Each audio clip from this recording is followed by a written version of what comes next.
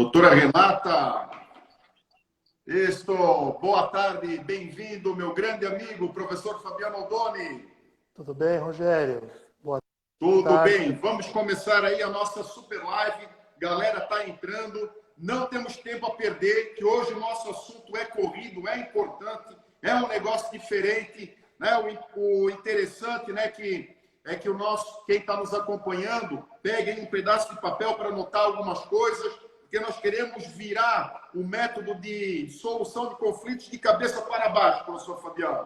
Quero aqui muito rapidamente fazer a abertura da nossa live, dar as boas-vindas para o nosso querido professor Fabiano Oldoni.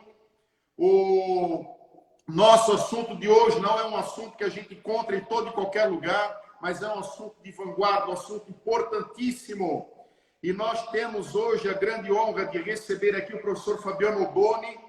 Vou rapidamente, anunciar praticamente todos os nossos, todo mundo que está nos acompanhando conhece o professor Fabiano, mas se eventualmente alguém não conhecer, então eu quero anunciar que o professor Fabiano ele é doutor em ciências jurídicas, tendo concluído seu doutorado em Portugal, na Universidade do Minho, mestre em ciências jurídicas, pós-graduado em nível de especialização em Direito Penal Empresarial, é professor de Direito Penal, Direito Processual Penal, Prática Criminal, coordena um belíssimo projeto de execução penal junto ao estabelecimento penitenciário de Itajaí, pesquisador em justiça restaurativa e justiça sistêmica, autor de várias obras, Justiça Restaurativa e Sistêmica, Constelação Sistêmica na Execução Penal, uma metodologia de implementação, autor da obra Direito Sistêmico e Aplicação das Leis Sistêmicas,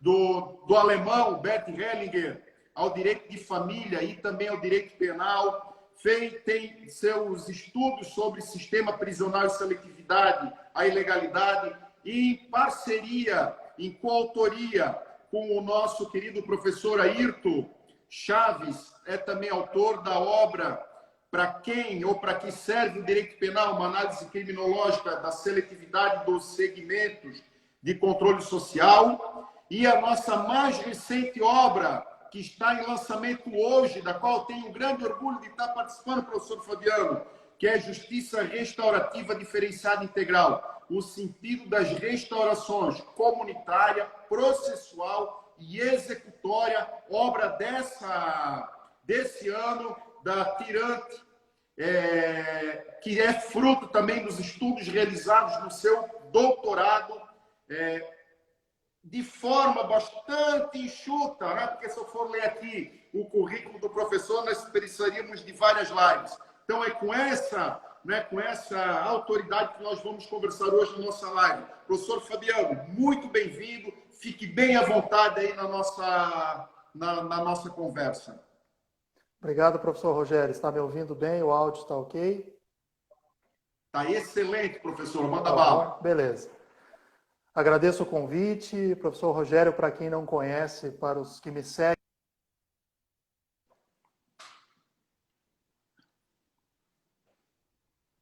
pelo que me consta aqui, deu um probleminha de conexão do professor Fabiano. Vamos ver. Está a Luciana aqui nos acompanhando, Dinho, nosso filósofo contemporâneo. Oi, está ouvindo? Sim, agora sim. Ok.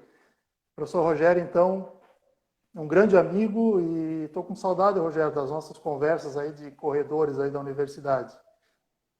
Muito obrigado por estar aqui. Eu tenho acompanhado o teu movimento nas redes sociais, isso é importante, a gente precisa desses movimentos justamente porque há muitos temas que precisam ser trabalhados e eu vejo a necessidade de trabalhar temas novos e esses temas novos estão ganhando espaço justamente nas redes sociais, nesses movimentos, porque nós temos uma dificuldade de trabalhar isso, né, na sala de aula, em razão do engessamento das bases curriculares. E aqui a gente tem uma possibilidade de trabalhar de forma mais leve, mais livre, e isso tem angariado muita gente interessada nesses movimentos novos, Rogério. Muito obrigado por estar aqui, pelo convite. Vamos conversar bem bacana hoje. Legal. Daí tem vários alunos, ex-alunos, colegas, advogados, professor Rigueto, que está aqui nos acompanhando, a Jordana, vice-presidente aqui da OAB de Brusque, nos acompanhando. Eu vou dar uma dica aqui, né, que é um assunto imperdível, né, um assunto que nós precisamos compartilhar. Então, quem está nos assistindo, tem um aviãozinho ali embaixo, clica ali, chama os colegas para vir para a nossa live, para aproveitar também esse nosso conhecimento.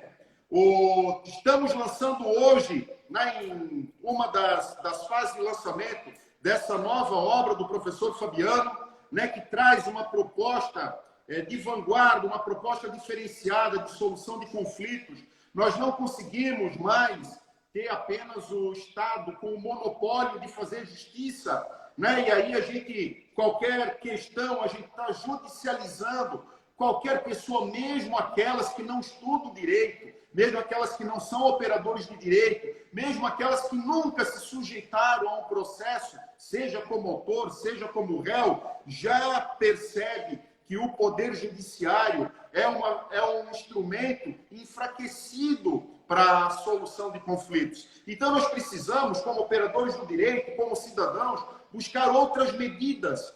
O problema é que nem sempre nós conseguimos fazer isso. E vem a justiça restaurativa, que traz ali um conjunto de instrumentos, então não é uma coisa única, mas ela traz uma série de instrumentos, uma metodologia, né, para que a gente possa trabalhar e buscar uma alternativa ao Poder Judiciário, uma alternativa a uma busca de solução judicial para os nossos conflitos. E é justamente, né, nessa lacuna, nessa falta, muitas vezes, essa obra que nós estamos fazendo o lançamento hoje. O professor Fabiano deu uma tropeçada ali, já deve estar voltando. Então, nós vamos conversar sobre a obra do professor Fabiano e ele já vai nos explicar. Está aqui o doutor Herculano nos acompanhando, a Cida Gomes aí nos acompanhando, bem-vinda. Que bacana. Emerson Andrade, bem-vindo, querido. Que saudades. Meu assessor de assuntos esportivos.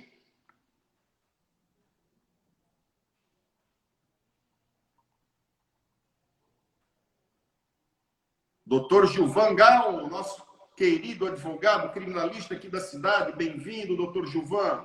Que honra, que satisfação. Um advogado experiente. Doutor Rafael Machado, lá de Tijucas, nos acompanhando. Bem-vindos. Doutora Elisa, bem-vinda, minha flor.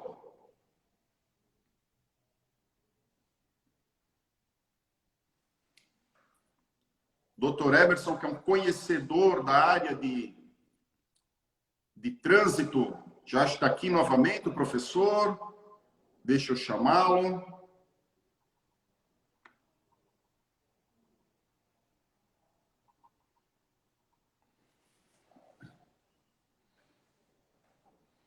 Já está entrando.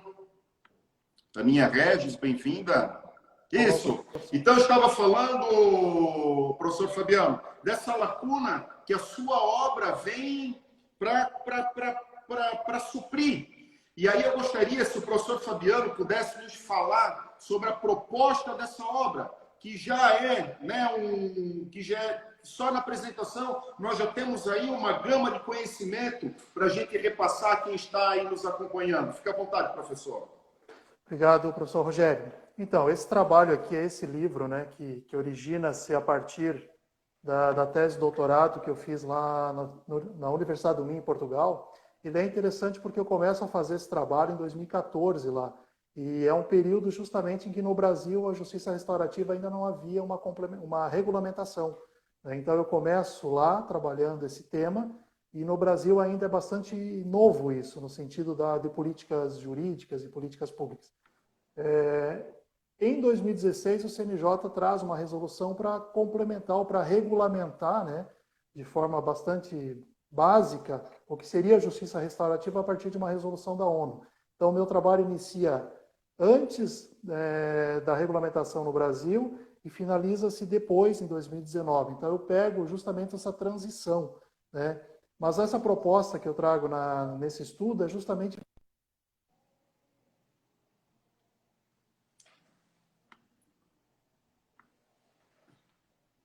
internet hoje não está nos dando trégua.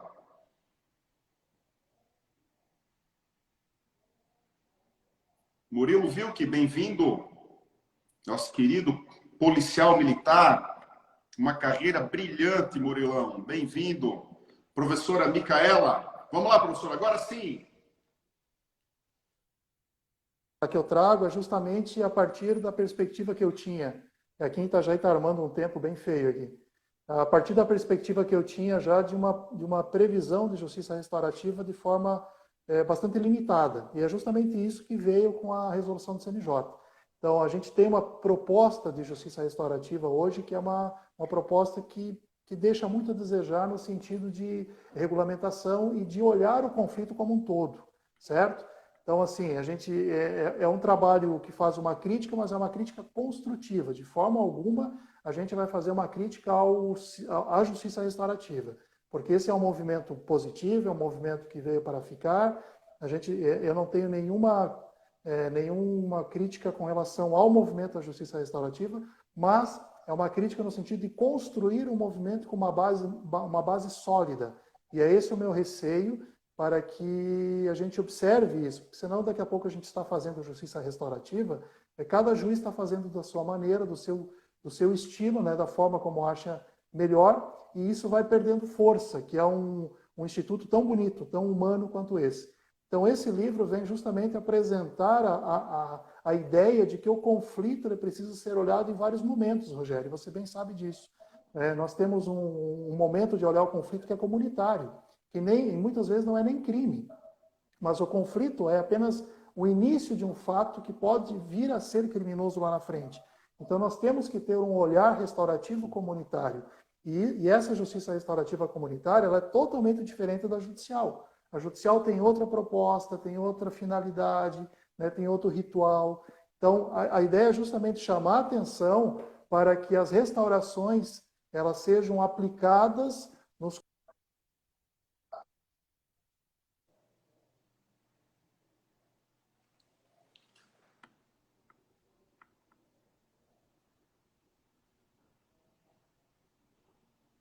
Mais um probleminha tivemos, né?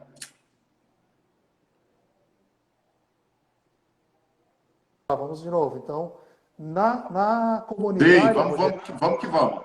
Vamos lá. Na comunitária, a restauração tem uma proposta de trabalhar de forma preventiva ao crime. Uma vez dentro do processo judicial, a restauração tem uma proposta de evitar a prisonização, ou seja, que vá para o sistema prisional. E uma vez no sistema prisional, ele tem a possibilidade ou a perspectiva de trabalhar para fortalecer o regresso desse interno, ou seja, um direito ao regresso de poder voltar de forma mais sadia para a comunidade e para as suas famílias. Então, veja que são 3 momentos distintos, cada uma com uma finalidade muito diferente. E o que nós temos hoje no Brasil é uma proposta de restauração que ela visa apenas a fase processual, fase pré-processual ou processual. E ela tem uma finalidade específica e que deixa a desejar, muitas vezes, com relação àquele olhar mais amplo do desvio que a gente tem. Então, a proposta do livro a inovação seria justamente você flexibilizar o olhar restaurativo para cada momento do conflito. Legal. Nós estamos com um sorteio aberto, professor Fabiano da Obra, e aquele que eventualmente não consiga ser o contemplado, ele pode adquirir de que forma essa obra? Tem também na versão e-book? Como é que é? Tem. Essa obra está na livraria, na editora Tirante, na própria livraria da editora. Eles têm na versão física e na versão e-book. E quem tiver interesse pode me mandar inbox, que eu também consigo. Eu ainda tenho alguns exemplares aqui, são poucos, mas diretamente na editora você consegue também. Editora Tirante, que é uma das editoras ponta daqui a pouco no direito penal no Brasil. Exatamente. Muito obrigado, professor Fabiano, que tenha sido um sucesso nessa obra, né, que ela venha a ser um manual, né, para os operadores do direito. E quando a gente fala em justiça restaurativa, a gente tem feito muita confusão nisso daí. Que daí tem gente que confunde com a mediação e arbitragem, com os tribunais de mediação e arbitragem, com as audiências de conciliação. Quando a gente fala no direito penal, tem quem confunda com alguns institutos da Lei 9.099, de composição civil dos danos, com a suspensão condicional do processo, onde há ali também a reparação do dano. E, na verdade, isso não são instrumentos que buscam soluções de conflito, muitas vezes até que passam a integrar uma ideia, uma estratégia, melhor dizendo, de justiça restaurativa, mas é importante que se faça essa distinção. Tá? Nós temos no Brasil, e é importante, as pessoas que queiram anotar, nós temos uma resolução, a resolução 225 do CNJ, resolução 225 do CNJ, que passou agora por algumas alterações recentes em 2019, para deixá-la mais adequada. E ela traz, essa resolução é bacana porque ela traz muitos conceitos, né? E a forma, a metodologia de realizar essa justiça restaurativa no âmbito do Poder Judiciário. Então, está aí para o pessoal fazer a sua anotação. Está aqui o doutor Leonardo Maestre e o doutor Neto Zimmermann, né? Estão aí nos acompanhando da nossa cidade. Sejam muito bem-vindos. O professor Fabiano, tá? Parece, né, que o lugar onde ele está com um tempo bastante feio. Isso provavelmente está dando interferências aí na rede de internet, infelizmente, né? Vamos aguardá-lo mais um pouquinho. Então, pessoal, lembrando que o nosso sorteio está aberto ainda. Daqui a pouquinho nós vamos sortear essa obra do professor Fabiano, hein? Já está aqui. Vamos adicioná-lo novamente. Nosso alemão, bem-vindo, alemão, Cauê. Esse menino querido. Então, vamos lá, professor. Está no 4G agora. Fazendo agora um conceito, né, dessa justiça chamada justiça restaurativa. Então, é um conjunto de instrumentos, de estratégia, né? O professor falou da judicial, da extrajudicial. Como é que é isso na prática, assim, para a gente ter de uma forma bem palpável?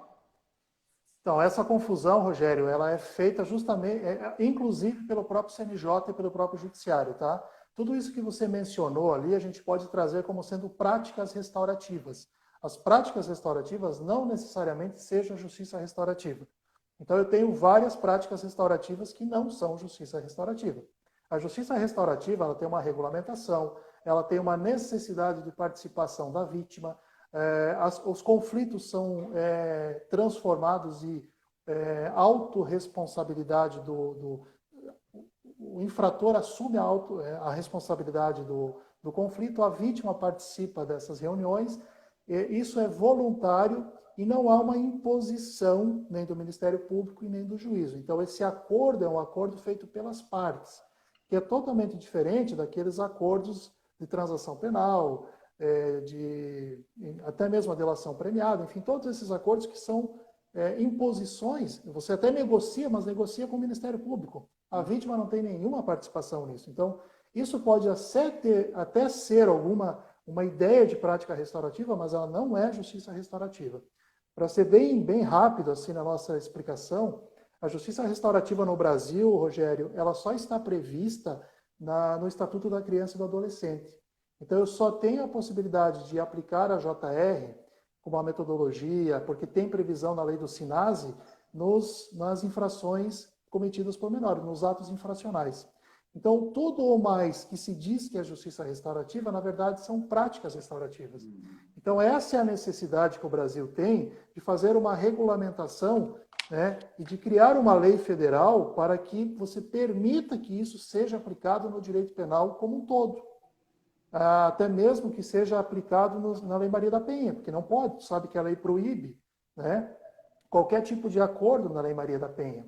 Então, o que nós estamos vendo, Rogério, são movimentos do judiciário que são movimentos de reaproximação, de reconciliação entre infrator e vítima, que são práticas restaurativas, mas não é propriamente dito uma justiça restaurativa.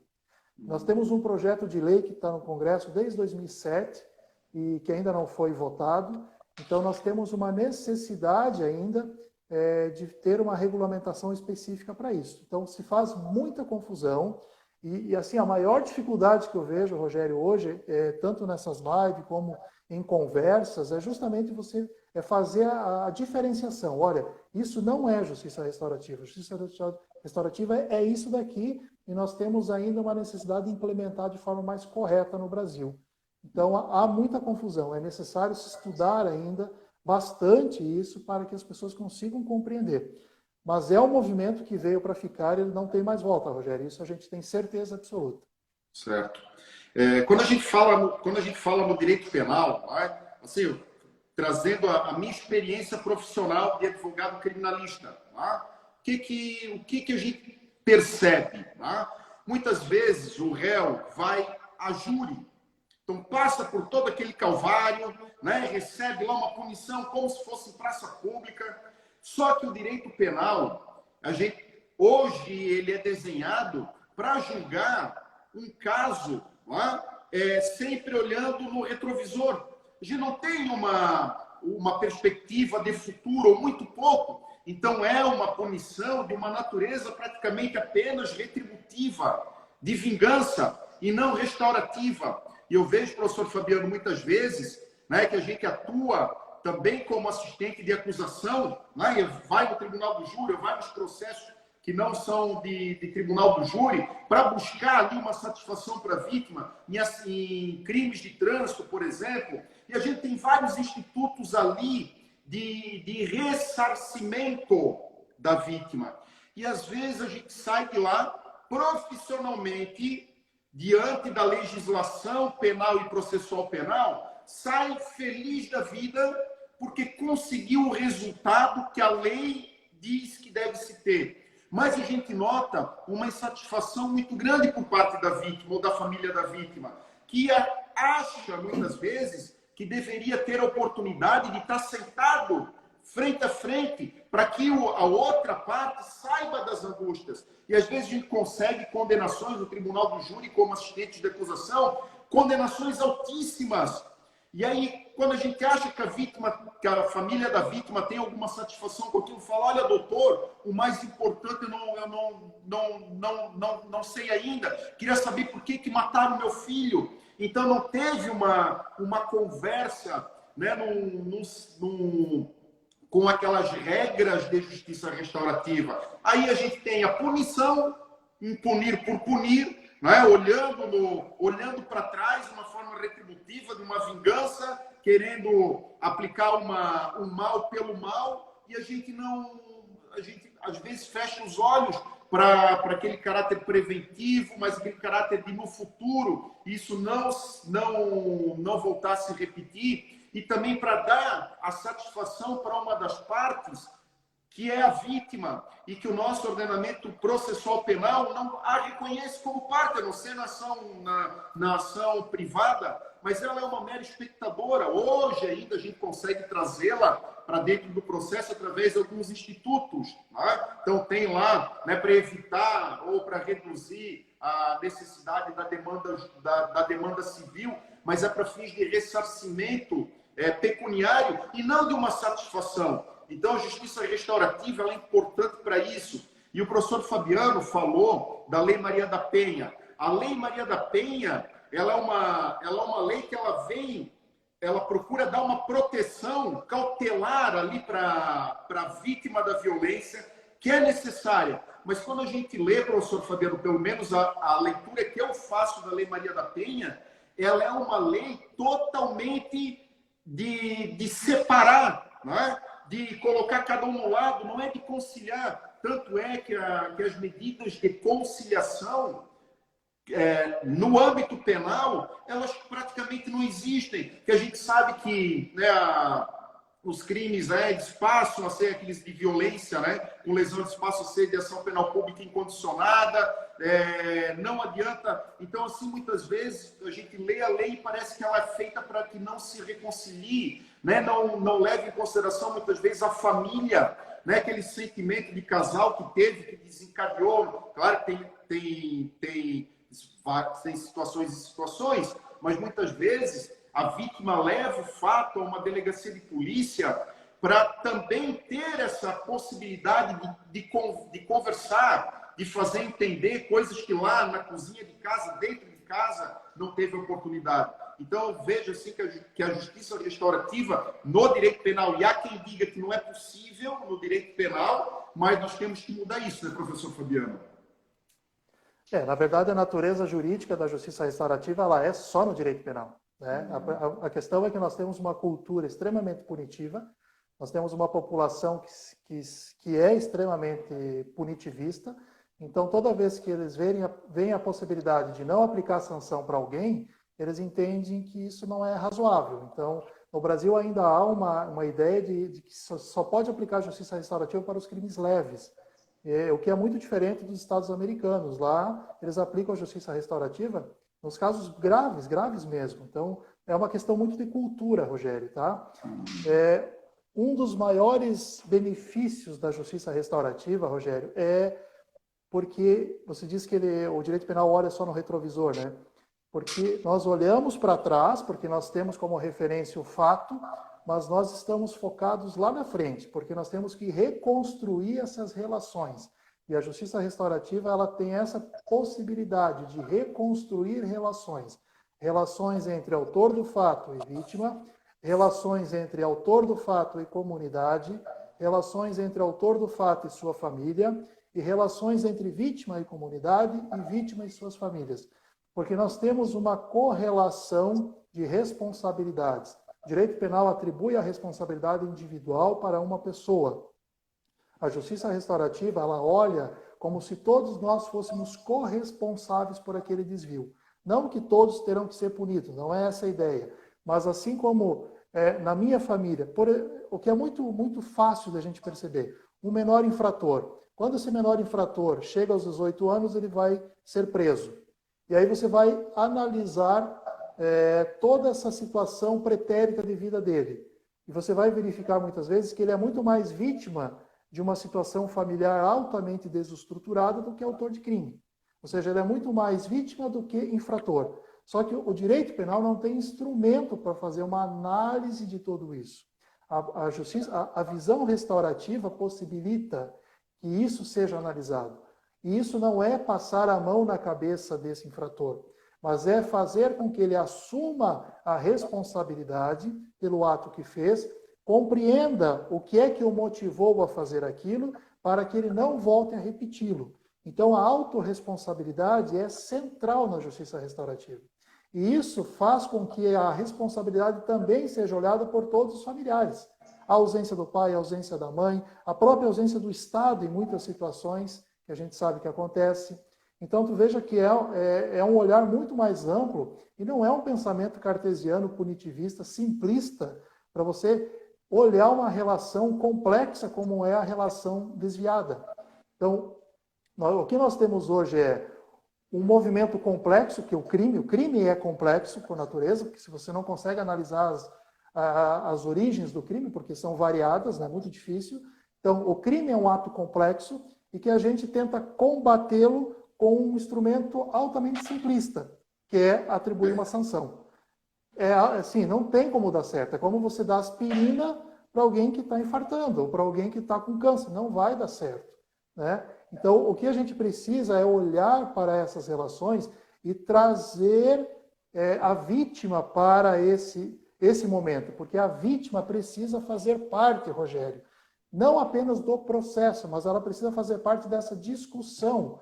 O Estado tem que entender o que a vítima quer. E muitas vezes a vítima não quer punição, a vítima simplesmente quer entender, como você falou, por que é que eu fui a vítima, o que é que ele quis, por que eu, né? O que vai acontecer agora comigo, com ele? Muitas vezes a vítima não quer a punição.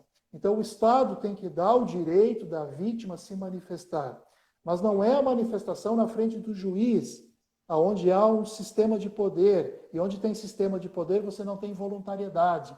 Por isso que a justiça restaurativa precisa ser voluntária. As pessoas participam de forma voluntária, não há uma imposição, né? Então, a justiça restaurativa ela é dialógica, você conversa, Você ouve, você escuta. A comunicação não violenta é o que vai trabalhar por toda a base da justiça restaurativa. Então, é assim, ó, é outra ideia de justiça, Rogério. Para quem está acostumado com o direito penal tradicional, quando começa a ler sobre isso, assim, você tem um choque, assim, não, mas peraí, isso não vai dar certo. Aí você começa a estudar onde já tem aplicado isso há muito tempo, tu vê que dá certo. E aí você começa a entender que isso é o futuro. Nós temos que focar nas relações e não no fato.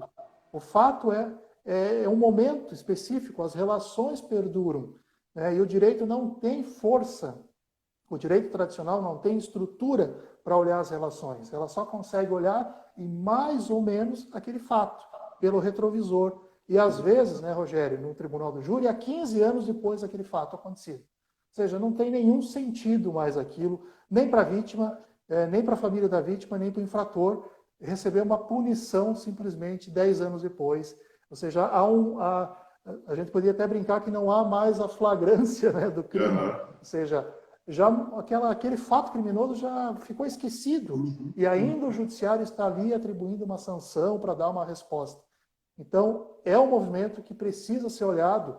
E nós, enquanto professores, Rogério, precisamos levar isso para as academias, porque é um movimento que tem que estar dentro das academias. Senão a gente está trabalhando com profissionais que futuramente estão só trabalhando com o litígio. E o litígio a gente já viu que não vai dar conta de resolver isso.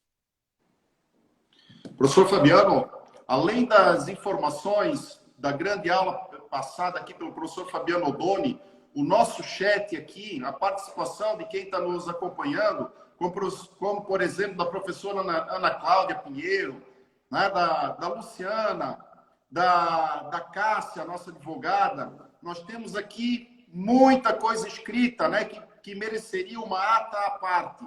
Professora Carla Sodré aqui nos acompanhando também, doutor Renato Boabaide, que é presidente da Acrimesp, doutora Yara, advogada na nossa capital do estado, sejam bem-vindos, né? E aqui com muita informação. E eu quero voltar aqui, professor Fabiano, porque nós também temos uma preocupação com o mercado de trabalho. Tá? Vejo hoje, né, os profissionais da área da advocacia mais tradicionais que simplesmente acham, né, que a melhor solução é uma demanda judicial, porque ali ele vai ter o trabalho, ali ele vai ter o processo, aí ele vai conseguir mostrar, vai ter audiência, enfim. Então, eu noto assim que nós precisamos, né, e o professor Fabiano Odoni chamou a nossa responsabilidade como professores também de fomentar isso na academia, que é o lugar, né, que faz brotar as ideias, né, e que se cultiva essas grandes ideias de transformação da nossa sociedade. Mas a advocacia, ela precisa entender, né, os advogados precisam entender, né, que hoje o litígio judicializado, ele é ruim, ele é prejudicial, é prejuízo financeiro, é perda de tempo, é insatisfação de todo lado, insatisfação do seu cliente, insatisfação da parte contrária. Então, nós precisamos buscar essas medidas, né, essas alternativas a esse caminho. E o professor Fabiano trouxe assim, uma preocupação que nós estamos lutando para ter uma legislação nesse sentido. E aí, duas coisas, professor Fabiano. Falar do cansaço na busca disso, que é complicado. E muitas vezes as partes elas se propõem a ir por um caminho da justiça restaurativa, mas ela cansa no meio do caminho, porque exige muito dela. Não é um processo simples. Não é um processo simples, porque resolver uma situação de forma holística não é simples. Vai mexer em emoção, vai lidar com, né, vai exigir tarefa da pessoa, né, atividades da pessoa, e isso muitas vezes no meio do caminho a gente tem ali um aborrecimento das partes e uma desistência, infelizmente. E também, professor Fabiano, achei fantástico, né? Reconstruir relações. O dia que eu fizer qualquer outro evento ligado à justiça restaurativa, o tema será reconstruindo relações. Achei perfeita essa colocação do professor Fabiano Odoni. E isso não é fácil, né? Nós temos, né, o processo Hoje ele está desenhado para polarizar, né, as partes, para colocá-las numa arena de conflito, né? Ou seja, ir totalmente na contramão do restabelecimento dessas relações. E eu quero perguntar para o professor o seguinte: nós precisamos de profissionais aptos a fazer isso? Pode ser qualquer pessoa. Hoje nós temos algum lugar para a gente qualificar pessoas que queiram trabalhar com isso, que eu tenho visto assim, né, o direito sistêmico, né, eu tenho visto pessoas vindo da área da psicologia, né, a gente fazendo essa mistura de assuntos, né, dessa interdisciplinaridade que nós precisamos. Tenho conhecimento também de um curso de vanguarda do próprio professor Fabiano, nesse sentido de capacitação de pessoas. Hoje, eu, Rogério, quero trabalhar com justiça restaurativa, sabendo que não tem lei para isso, sabendo que é difícil de colocar na mente dos operadores do direito que é possível fazer a justiça restaurativa. Hoje, quem quer buscar isso, quem quer se capacitar para fazer, qual que é o caminho, professor Fabiano? Então, o nosso Estado, Rogério, criou o Comitê Gestor de Justiça Restaurativa, tá? Em 2019. Isso todos os poderes e com algumas universidades em conjunto. E a ideia era estabelecer alguns cursos de formação durante o ano de 2020, que logicamente não vai acontecer em razão de tudo que a gente está passando. Mas então a ideia em Santa Catarina é fazer esse comitê gestor. Esse comitê gestor vai a partir da JURIS, né, da JUSC, né, da Academia Judicial de Santa Catarina, formar os facilitadores em justiça restaurativa, que a princípio seria apenas para os servidores do judiciário e depois, num segundo momento, aberto para a população. E aí, então, isso será implementado, talvez agora para o ano que vem, no outro, em todo o sistema prisional do Estado. Então, é um projeto bastante interessante, um projeto amplo, que tem verba, que já foi aprovado, só que agora, em razão de tudo isso, vai dar uma segurada. Então, hoje, se eu quisesse fazer um curso, eu teria que fazer em alguma instituição privada. O Estado não me oferece isso ainda. E quando ele for me oferecer, ele vai me oferecer depois que formar os facilitadores, que são os serventuários da justiça, que vão já trabalhar, né, nos estabelecimentos prisionais, nos CRAS e assim por diante. Então, a gente tem um curso já de justiça restaurativa que está na 6ª turma, que tem turma agora aberta para outubro, que é em Itajaí. Então, aí a gente trabalha com 4 módulos, né? Assim, a gente diz assim, ó, o facilitador de justiça restaurativa, você não tem como fazer um curso para sair facilitador, porque é um processo muito de autoconhecimento e algo que demora, Rogério. Então, você está sempre em formação. Então, você vai dar um pulo inicial, vai fazer um curso inicial, vai ter as bases, vai entender fazer os círculos restaurativos, que é uma das práticas principais da justiça restaurativa, que são os círculos, que eles chamam de círculos da paz. Você vai aprender a fazer, vai praticar isso, né? Mas não significa que depois você saiu dali e já vai começar a facilitar. Não, é uma caminhada que demora um pouquinho, né? Mas, assim, o começo seria fazer esses cursos. Como a JUSC não está fornecendo isso, então, o que nós temos são cursos particulares, né? No nosso caso, a gente oferece esse em Itajaí. Mas, como tu disse antes, o processo ele é cansativo para as partes, no sentido da restauração, porque ele atribui a responsabilidade para cada um. E é muito fácil, Rogério, quando eu atribuo a responsabilidade da minha vida para ti, porque é você que tem que resolver, não sou eu. Então, o direito tradicional, eu terceirizo a decisão para um juiz, que não sabe nada da minha vida. E ele vai dizer o que é certo e o que é errado, eu vou seguir, não vou seguir, vou gostar, não vou gostar. É fácil isso, não é? Agora, quando a responsabilidade é para mim, ou seja, eu tenho que assumir isso, aí a coisa pega. E aí por isso que muitos fogem, porque é pesado. Porque muitos não estão prontos ainda para fazer isso. Então, assim, a questão da restauração não é para todo mundo, né? Nós vamos ter muita gente ainda que vai entrar no procedimento restaurativo e não vai conseguir levar adiante porque precisa olhar coisas que ela não quer olhar. E aí é mais fácil mandar alguém comprar alguma coisa na loja e trazer para mim. É mais fácil do que eu ter que ir até lá e voltar. Então, essa é a ideia que a gente tem. É um procedimento mais longo, é um procedimento que exige mais, só que o resultado, Rogério, é um resultado muito melhor do que aquele que o juiz decidiu. Porque o juiz decide um processo. Nós estamos aqui na restauração trabalhando em cima do conflito e das relações. O que eu vou restabelecer é a relação. Não interessa quem ganha e quem perde. Na restauração não existe vencedor ou perdedor. Todos devem ganhar e todos devem ceder. Então há uma simultaneidade de responsabilidades. Né? Não tem sentido você entrar numa restauração onde só a vítima ganha e o autor do fato não ganha nada. Não tem sentido. Então você vai para o judicial. Né? A ideia é justamente você contrabalançar esses interesses. Por isso que ele é mais demorado, por isso só que ele é muito mais efetivo. O resultado é um resultado verdadeiro, não é um resultado que depois volta para o judiciário. A gente vê isso muito no direito de família, né? Separa, atribui alimentos, guarda do filho, fez um acordo, daqui 2 meses está no judiciário de novo. Por quê? Porque é um acordo só no papel, não é um acordo verdadeiro.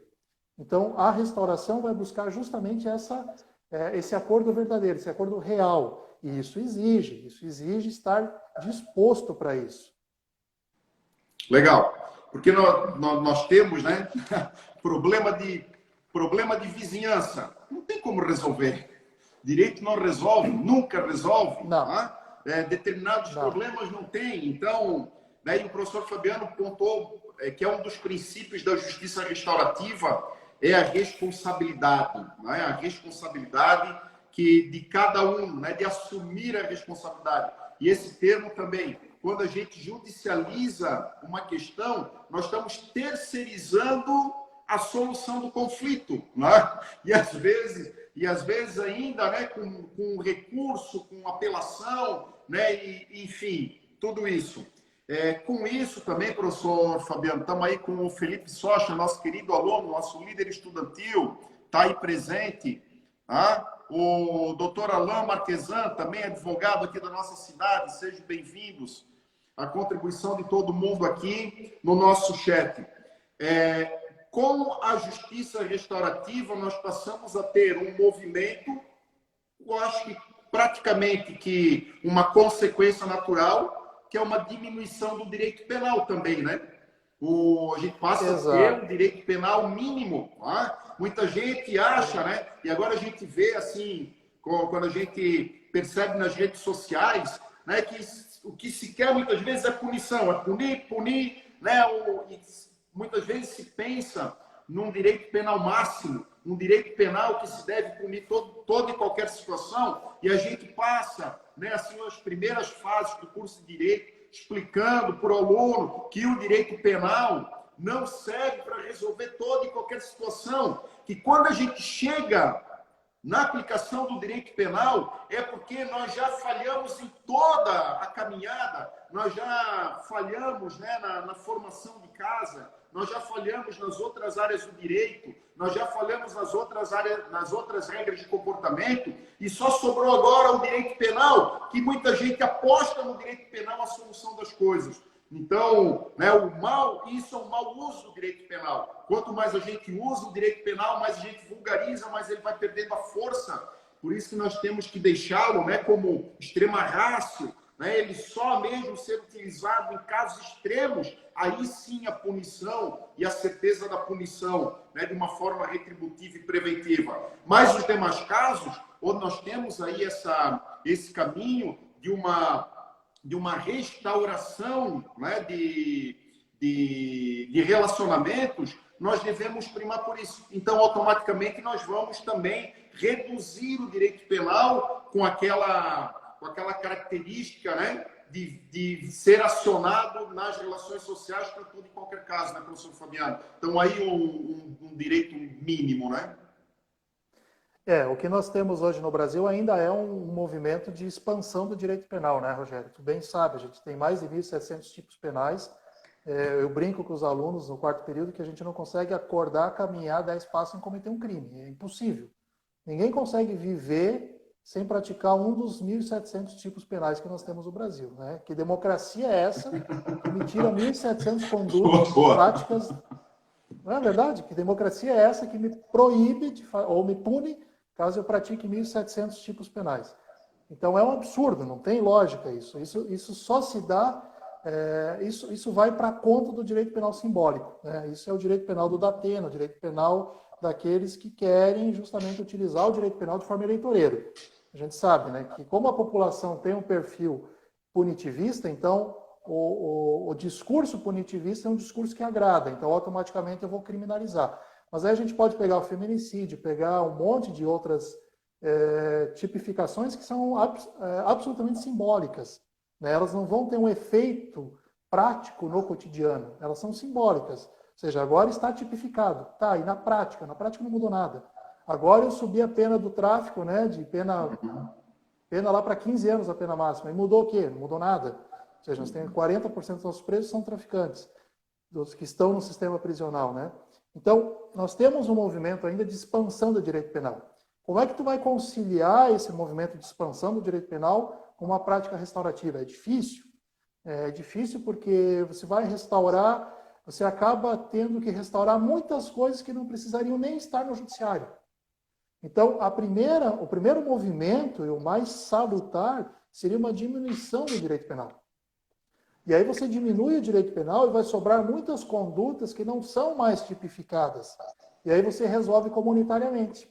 Tu entende? Onde é que está o X da questão? Aquilo que os delegados faziam antigamente na delegacia, de chegar lá e conversar e vão para casa que agora está tudo certo, aquilo hoje não se faz mais em razão da quantidade de crimes, de tipificações.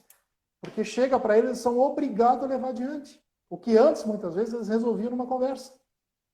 Então, nós temos um inchaço de direito penal, nós temos uma saturação do sistema, e é um sistema que só funciona para 5 ou 6 crimes, tu bem sabe, que são esses 5 ou 6 crimes que aprisionam 700 mil pessoas. Então, é um sistema que foi feito para não funcionar, porque se ele funcionar, ele entra em colapso. Né? Não tem como, você tem que cercar uma cidade, porque não tem lugar para todo mundo. Né? Ou seja, qual é o crime que tu praticou hoje, Rogério? Qual é o crime que eu pratiquei hoje? Dentro dessas 1.700 condutas, é impossível nós não termos praticado uma conduta típica. Né? Então, são dois movimentos. Um movimento de diminuição do sistema penal, que isso é um movimento que parte de uma cultura política. Então, isso eu não sei quando isso vai acontecer, porque é uma questão de política, de política de Estado, isso, né?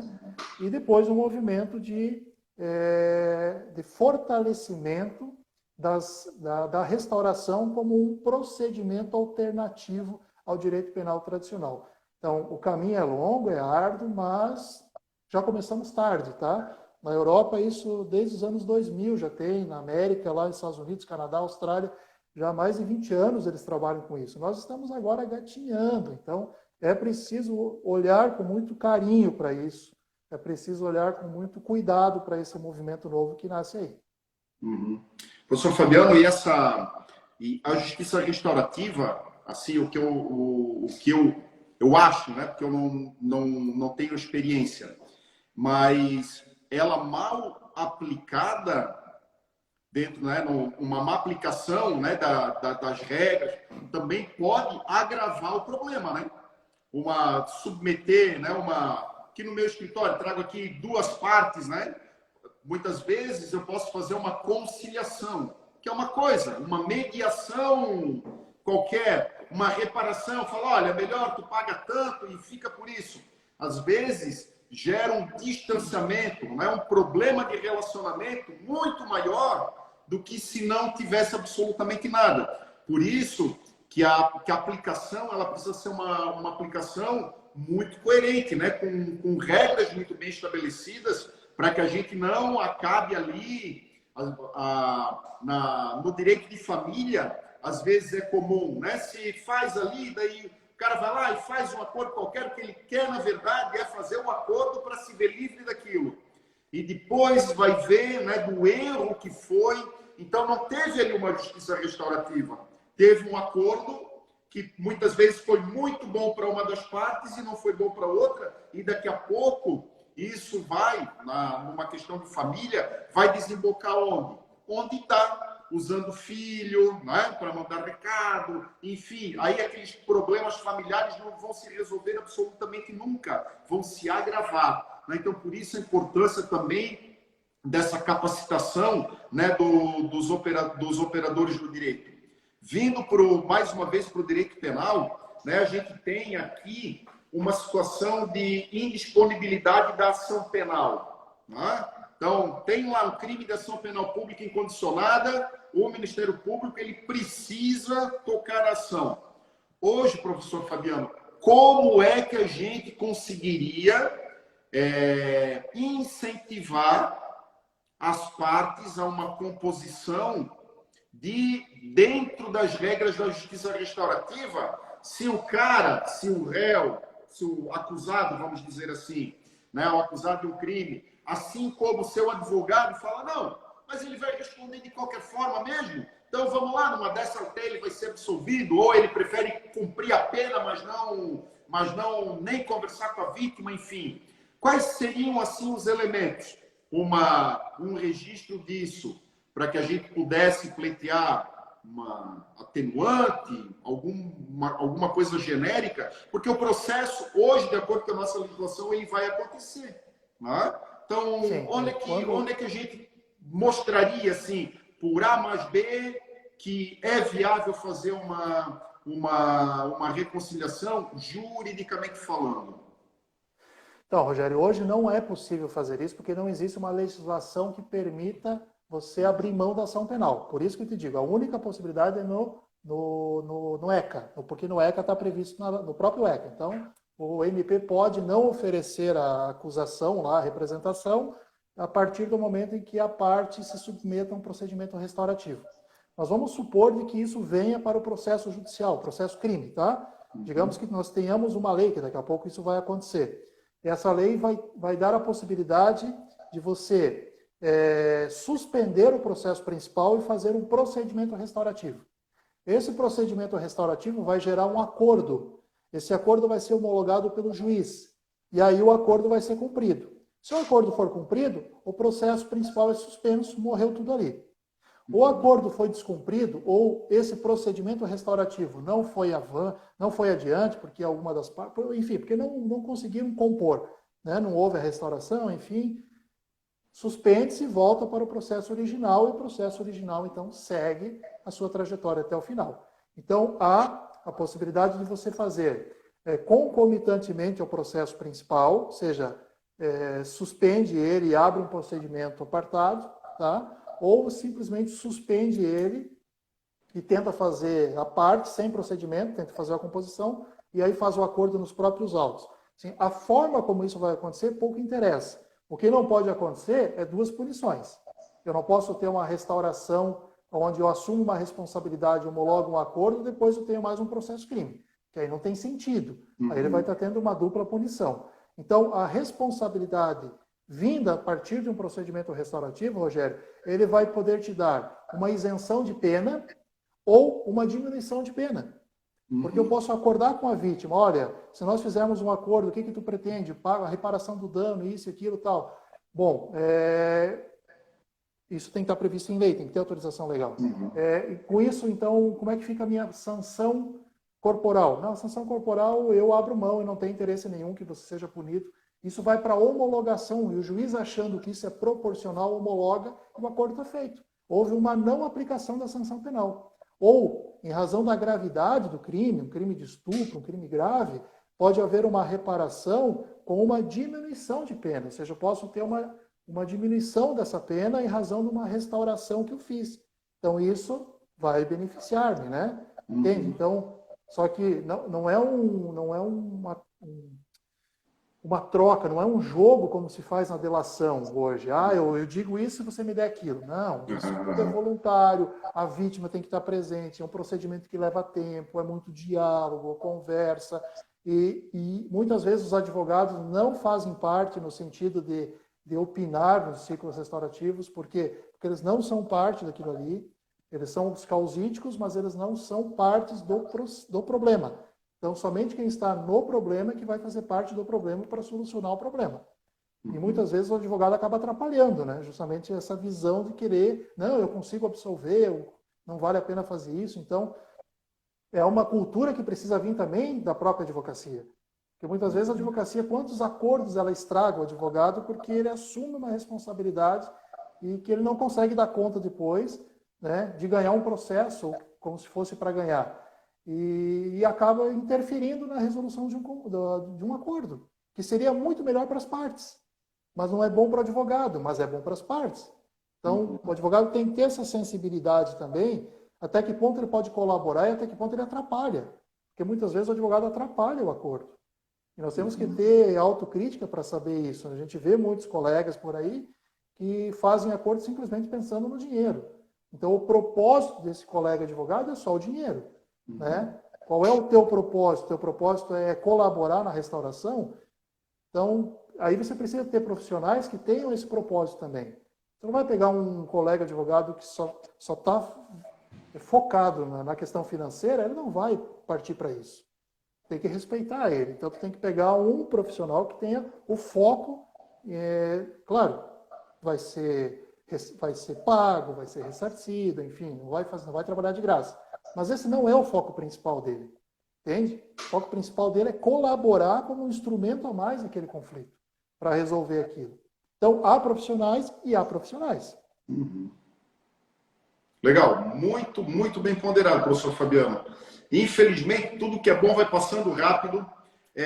Quero que o professor Fabiano nos explique, né, rapidamente, quem tiver muito interesse nessa área, né, porque é para não sobrar pedra sobre pedra, para a gente mudar o conceito das coisas, para a gente mudar a forma de pensar, para a gente mudar a nossa cultura, mudar a legislação, fazer as adequações necessárias para isso daqui funcionar. Quem tiver interesse vai buscar onde, além de ler a obra do professor Fabiano e os outros livros também que o professor Fabiano tem publicada, tem o blog do professor Fabiano, tem as redes sociais. Hoje, as subseções da OAB já têm se preparado, né? Me parece que está Jair Balneário Camboriú, com comissões, né, que trabalham também a justiça restaurativa. Onde é que é o lugar para a gente ir se abastecer de conhecimento nessa área, professor Fabiano? Tudo isso que tu falou, nós temos esse curso também em outubro, que é o Justiça Restaurativa Sistêmica. Quem tiver interesse, entra no site lá, justiçarestaurativasistemica.org. E o CNJ tem uma série de artigos, eles compilaram, fizeram vários livros, não é livro, mas... Cartilha. Assim, então, assim, o CNJ, basta você pesquisar lá, Justiça Restaurativa CNJ, artigos, que vai vir uma série de materiais bons, tem muita coisa boa ali, e eu acho que tem que começar por esses começos, assim, não dá para querer abraçar o mundo, porque é uma coisa bastante nova que tu tem que entender, e aí você tem que ver se você cabe nisso. Porque às vezes eu compro algo e esse sapato não me serve, então primeiro tem que ver se serve para ti. E aí se serve para ti, você vai adiante. Mas quem tiver interesse, Rogério, me procura no Insta. A gente está por aí, a gente vai trocando ideia, vai passando contato, enfim, e um vai ajudando o outro, a gente vai sempre partilhando aí várias obras e artigos, enfim. Quem tiver interesse em conhecer, vai conseguir achar o caminho, não tenha dúvida disso. A única coisa que não dá é para fazer de conta que isso não existe, que não é importante, né, professor Fabiano? Agora não dá mais para fazer de conta. Ok, já estamos aí com o nosso tempo esgotando. Quero te agradecer demais. Aprendi muito com essa live, fiz várias anotações aqui, coisa super bacana. Muito, muito obrigado, professor. Tens aí a palavra para fazer o encerramento da nossa live. Te mando um abraço de coração, Rogério, amigão. Um abraço a todos os colegas que estão aqui, professores. A professora Ana Cláudia, essa assistiu minha tese lá em Portugal, me acompanha desde lá, a gente é amigo, muito bacana, Ana. Os nossos alunos que estão em peso aqui. Um abraço para todos vocês. A gente se fala, Rogério. Legal, querido. Muito obrigado. Quero aqui convidar todo mundo. Professora Poliana pintando aqui, ó, para na segunda-feira que vem nós vamos para as 19 horas, já que tá várias pessoas aí de férias. Então, 19 horas nós vamos falar sobre perícias criminais. Professor Fabiano, um forte abraço, muito obrigado. Galera, muito obrigado por acompanhar. Qualquer coisa, nós continuamos à disposição de vocês.